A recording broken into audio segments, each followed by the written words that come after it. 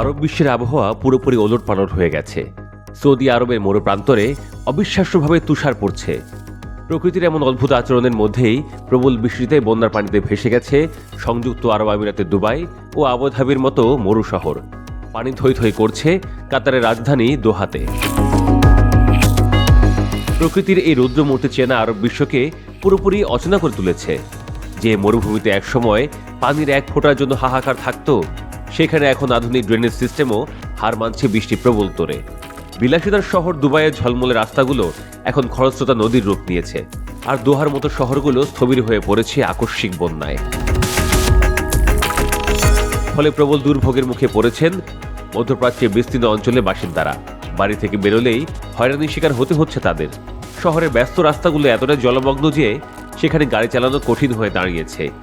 ভারী বৃষ্টির প্রভাব পড়েছে অসামরিক বিমান পরিষেবাতেও।